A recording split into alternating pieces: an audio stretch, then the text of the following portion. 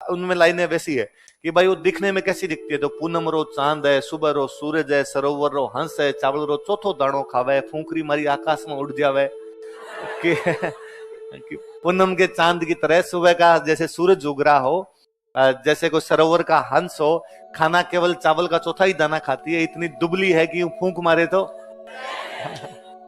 लखटवंटी है टुकड़ी दा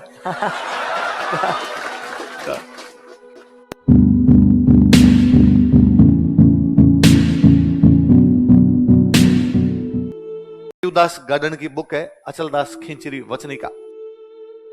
अचलदास खिंची कहां के राजा थे? गाकरोन। कहां के राजा थे? गाकरोन। पढ़ा था हमने। शिवदास गार्डन की बुक का नाम क्या है? अचलदास खिंचरी वचन। लिख लो नीचे। अचलदास खिंची गाकरोन के राजा था। अचलदास खिंची गाकरोन का राजा था। अचलदास खिंची वॉज किंग ऑफ गाकरोन।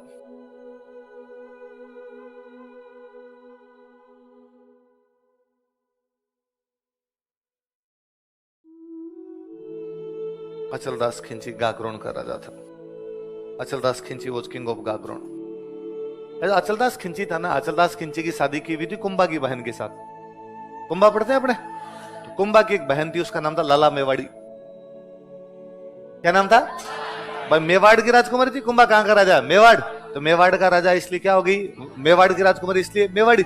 लाल कंवर ऐसा कोई नाम रहा होगा तो लाल कंवर का हो गया लाला। मेवाड़ की थी इसलिए क्या हो गई? तो लाला मेवाड़ी अचलदास खिंची की रानी थी और बड़ी डोमिनेटिंग महिला थी। तो अचलदास खिंची को बड़ा दबा के रखती थी बेचारे को।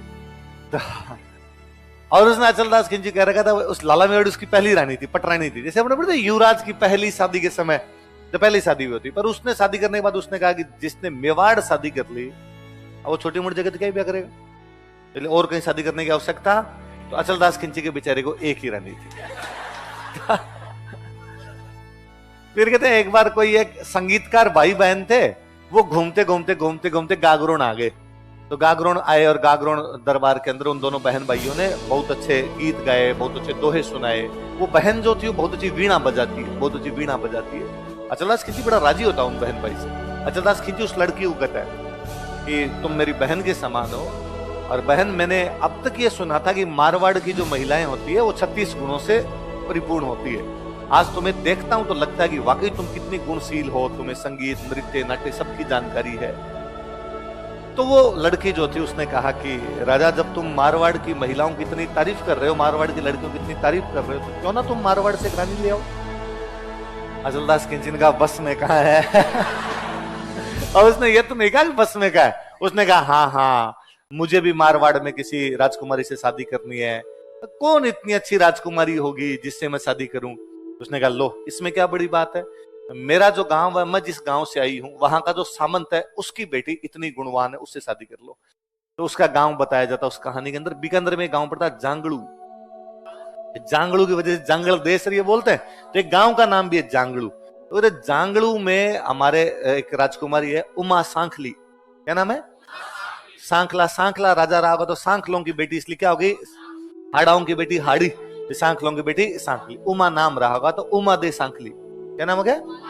जैसे उमा दे भटियाणी, जैसे उमा दे सांखली दूसरी रही होगी, तो उसने उमा दे सांखली। उसने कहा मेरी सहेली है, बहुत सुंदर है, बहुत गुणवान है, तुम उससे शादी कर लो। तो उस कहानी के अंदर भी है कि अचलदास खिंची पूछता है कि भाई वो कितनी सुंदर है, कितनी गुणवान है, तुम वर्णन करो। तो उसका वर्णन क्या है? वो लड़की जो वर्णन करती है ना, तो अब तो मैं उसकी खूब सारी लाइनें भूल गया, खूब साल पहले मेरी पढ़ी हुई है, पर वो जब यूं वो उनमें लाइनें वैसी है कि भाई वो दिखने में कैसी दिखती है, तो पूनम रो चांद है, सुबह रो सूरज है, सरोवर रो हंस है, चावल रो चौथो दाणो खावे, फूंकरी मारी आकाश में उड़ जावे कि पूनम के चांद की तरह सुबह का जैसे सूरज उग रहा हो, जैसे कोई सरोवर का हंस हो, खाना केवल चावल का चौथा ही दाना खाती है, इतनी दुबली है कि यूं फूंक मारे तो लखटवंटी है टुकड़ी दा। तो वो यूं बड़ा यूं, पर वो मैंने वो कहानी पढ़ी होगी कोई 2008 के आसपास वो कहानी पढ़ी थी पहली बार। तो मैं जब उस कहानी को पढ़ रहा था तो मुझे लग रहा था मैं वो गीत सुन रहा हूं, एक लड़की को देखा तो ऐसा लगा। तो उसमें वो जितनी लाइनें है ना, खिलता गुलाब, ये वो सारी लाइनें एग्जैक्टली वो व्याख्या है। जबकि वो कहानी लक्ष्मी गौरी चुंडावत की लिखी हुई 1960 के आसपास, क्योंकि अपनी ये जो उपमाएं देने का तरीका एक जैसा है। तो जब वो इतना यूं वर्णन करता है, अचलदास खिंची कहता है कि ठीक डन, और मैं तुम्हारे गांव की राजकुमारी से शादी कर लूंगा। अचलदास खिंची को खतरा तो खुद की रानी से था। अचलदास खिंची आता है, रुकुम्बा की जो बहन थी लला मेवाड़ी, उसको आगे अचलदास खिंची पैर पड़ता है कि भाई रे, लोगों के बीच जबान दे के आया हूं, मैं कह के आ गया, प्लीज एक ब्याह करने दे, है ना। लोग कहते काय का राजा यार, इसके एक ही रानी है, राजा की रानियां 20-50 तो होनी चाहिए यार, खूब सारी, कोई 50-50 रानियां हुआ करती, और मेरे एक ब्याह किया हुआ है, एक और कर लेने दे, आज मैं लोगों के बीच बोल के आ गया। तो लाला मेवाड़ी पहले तो बड़ी नाराज, उसने कहा ये क्या तरीका है, और तू बोल के क्यों आया। पर यदि फिर भी अब चलो तूने जबान दी है, मैं तेरी आदर करती हूँ इस बात के लिए, पर एक शर्त पे शादी कर सकता है क्या, कि तू शादी करके आ जा यहाँ, वापस आने के बाद उससे कभी बोलेगा नहीं। अचलदास खिंची ने कहा डन, एक बार लोगों के बीच में बेइज्जती तो नहीं हो, मैं कह के हूं। तो अचलदास खिंची जांगलू शादी करने के लिए आता है, वहां से गागरोन झालावाड़ मध्य प्रदेश एकदम टच करता हुआ, जांगलू मतलब बीकानेर पाकिस्तान बॉर्डर, मतलब पूरा राजस्थान क्रॉस करोगे आप, तब जाके आगे इस छोर से इस छोर पे, भाई आप दक्षिण से उत्तर की तरफ जा रहे हो पूरे के पूरे एकदम। तो पहले क्या बारातें जाया करती थी, तो बारातें रुकती थी, कई दिन रुकती थी, और राजा की बारात 2 महीने भी रुक जाती, 2-2, 3-3 महीने राजाओं की बारातें रुक जाया करती। भाई नॉर्मल जो अपने नॉर्मल लोगों की बारातें भी दादाजी वाली पीढ़ी तक 3-3 दिन रुकती थी, है ना। ये दादाजी वाले तक 3 थी, तो परदादाजी वाले तक 5 रही होगी, उससे पहले 7 रही होगी। उसका सिंपल सा रीजन था जी कि घोड़े ऊंट थक जाते, पशु जो थे वो थक जाया करते, तो रेस्ट दो, रेस्ट दे के वापस चलेंगे जब दूर बारातें जाया करती। तो अचलदास खिंची राजा है, तो राजा की बारात 2-2.5 महीने रुकेगी। अचलदास खिंची ने को बारात रोकी तो 2-1 साल क्योंकि अचलदास खिंची को पता था कि जाते तो लाला मेवाड़ी बात करने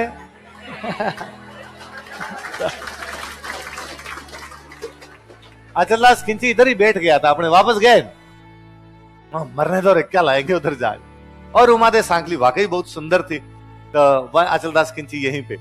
अब उधर भाई गागरोन में टेंशन होगी, भाई आई क्यों नहीं बारात क्यों नहीं आई। उधर से लेटर लिख के भेजे, भाई कहाँ अटक गए, कोई बीमारी से हमारी हो गई, कोई हमला हो गया, कोई और दिक्कत आई, क्या दिक्कत हुई। पर अचलदास खिंची ने कह रखा कि भाई गागरोन से चीजें लेटर आए, फाड़ के फेंको रे, जाने नहीं।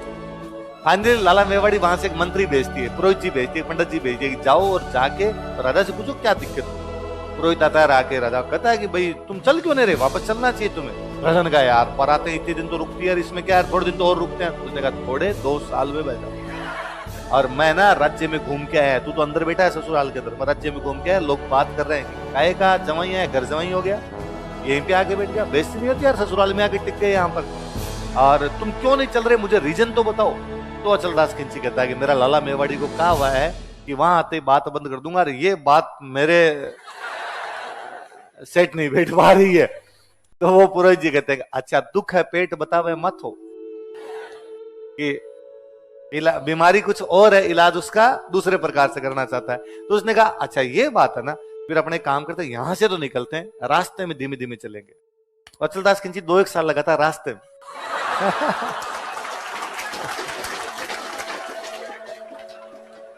यहाँ 10 किलोमीटर चले गए, थक गए, रुक जाओ भाई रे, अब नहीं चला जाएगा, अपने घोड़े थक गए, ऊंट थक गए, अपने तो बारिश आ गई, देखो नदी कितनी बह रही है, डूब गए। तो पर आप कितने भी धीमे धीमे चलो, गागरोन तो आगे नहीं जाएगा, गागरोन तो वहीं खड़ा है, धीमे धीमे भी चलोगे एक दिन गागरोन तो आएगा। और अचलदास खिंची वचनों का पक्का इस मामले में। जैसे ही वहां पर पहुंचे, उस रानी के लिए उमादे सांकली के लिए अलग से एक महल बनवाया, अब वो रानी उसमें रहती। अचलदास खिंची वापस गया नहीं कभी। 7 साल बीत गए इस बात को। 7 साल बाद में वो लड़की जिसने वो रिश्ता करवाया था, जो उमादे सांकली की दोस्त थी, वो वापस आई। तो वो सोच के तो ये अपनी उमादे सांकली के पास मिलने के लिए गई कि उमादे सांकली मेरे को थैंक यू बोलेगी कि मैंने कितने बड़े राजा के साथ उसका रिश्ता करवाया, कितने बड़े परिवार में रिश्ता करवाया। तो गई, उसने कहा अरे देख मैंने देख कितने बड़े परिवार में तेरा रिश्ता करवाया, कैसे चल रहा है तेरा जीवन। उसने कहा खाक चल रहा है, मैं इस महल में कैद हूं, इस महल में मेरे और मेरी नौकरानियों का अतिरिक्त कोई नहीं है। क्यों? अरे कि यहाँ आने के बाद पता चला कोई राजा के और पहले वाली रानी के बीच में इनके समझौता था कि यहाँ आने के बाद बातचीत ही नहीं होगी। वो लड़की बड़ी इंटेलिजेंट, उसने कहा ये बात है क्या, चल इसका तो इलाज कर देंगे अपना कोई ना कोई। क्या इलाज करेंगे? तो उसने अगले दिन एक खबर फैलाई चारों तरफ गागरोन के अंदर कि दुनिया में सबसे सुंदर हार यदि किसी महिला के पास है तो उमादे सांकली। उमादे सांकली से सुंदर हार किसी भी महिला के पास है। महिलाओं को और किसी चीज से ईर्ष्या हो ना हो है ना, गहनों के प्रति अलग आकर्षण होता है। लाला मेवाड़ी को जब ये पता चला कि उमादे सांकली के पास अच्छा हार है, उसको बड़ा बुरा लगा। तो मैं मेवाड़ की राजकुमारी, मैं पटरानी हूँ गागरोन की, और हार उसका अच्छा, तो उसने अपनी नौकरानियों को भेजा कि जाओ उमादेव सांकली को उसको कहो एक बार तेरे हार की डिजाइन दिखा दे, इससे भी सुंदर नहीं बनवा दूं श्याम से पहले पहले। तो लड़कियां गई, नौकरानियां गई, जाके कहा तो वो दो दोस्त थी उमादेव सांकली की वहीं बैठी थी। तो उसने कहा कि लाला मेवाड़ी को जाके कहो कि हार तो हम देखने के लिए दे देंगे, पर एक दिन के लिए अचलदास खिलजी को हमारे महल में भेजना पड़ेगा। अब वो लाला मेवाड़ी ने कहा डन, कोई बात हार चाहिए भाई साहब, है ना। तो अचलदास खिलजी उस दिन जब दरबार से वापस आए, लाला मेवाड़ी ने कहा कि वो भी आपकी रानी है, आपको जाना चाहिए संभालने के लिए। अचलदास खिलजी ने कहा तूने क्या खाया आज, तेरे चक्कर में नहीं जा रहा, बाकी मुझे तो पता ही है, मैं ब्याह करके आया तो मेरा कर्तव्य बनता है भाई उसको भी संभालना चाहिए। लाला मेवाड़ी ने कहा मैं छूट दे रही हूँ, एक दिन के लिए तुम जा सकते हो। तो अचलदास खिलजी वहां गया। मैं कई बार सोचता हूँ यार उमादेव सांकली कितने राजी हुए होंगे कि जाने कितने दिनों के बाद उस टाइप का फील हुआ होगा कोई। अब भाई वो एक दिन के लिए अचलदास खिलजी रुके, एक दिन के लिए रुके, जैसे ही अगला वो 24 घंटे खत्म हुए और वो लाला मेवाड़ी ने वापस नौकरानियां भेजी राजा को वापस चले। तो नौकरानियां वापस आई, नौकरानियों ने कहा भाई उधर लाला मेवाड़ी के महलों में पधारना आपको। तो राजा जब निकलने लगा ना वहां से, तो वो जो उमादेव सांकली की वो दोस्त थी वो महल के बाहर बैठी थी। तो उसने महल से बाहर निकलते उसने कहा कि पोर भई पगड़ो हुओ बिछड़न रही है बार। पोहर मतलब सुबह हो गया, पगड़ो मतलब सुबह हो गया, पोहर मतलब 8 पहर बीत गए ना, 24 घंटे हो गए, पगड़ा मतलब सुबह हो गया। पोर भई पगड़ो हुओ बिछड़न रही है बार, क्या बिछुड़ने की वेला आ गई। लै सखी थारो बाल मोर उरदे मारो हार। ये सखियों तुम्हारे बालम को तो ले जाओ, लाला मेवाड़ी के पति को ले जाओ, लेकिन हमारा बदले में क्या दे जाओ। तो उन लड़कियों ने हार दिया उसको। तो अचलदास खिलजी ने पूछा अरे ये क्या बोला, अरे तुमने क्या लिया क्या दिया। तो उस लड़की ने वो हार दिखाते हुए कहा कि गागरोन के राजा की कीमत एक हार है, एक हार देके गागरोन के राजा को 24 घंटे के लिए कोई भी खरीद सकता है। अचलदास खिलजी को बड़ा बुरा लगा कि यार ऐसा कैसे किया जा सकता है मेरे साथ। अचलदास खिलजी वापस आए, लाला मेवाड़ी को कहा भाई आप मुझे कहते ना तो मैं दुनिया की सबसे खूबसूरत हार आपको ला के देता, पर आप मेरी कीमत कैसे लगा सकते, तुमने मुझे बेच कैसे दिया था। लाला मेवाड़ी ने कहा छोड़ो, जो हुआ हुआ, अब जो हो गया बस खत्म, आप इधर बैठो। अचलदास खिलजी ने कहा ना, आपने अपना शर्त तोड़ी है, आप इस प्रकार बेच नहीं सकते, अब तो मैं आपके पास रहूंगा ही नहीं, अब मैं उमादेव सांकली के पास।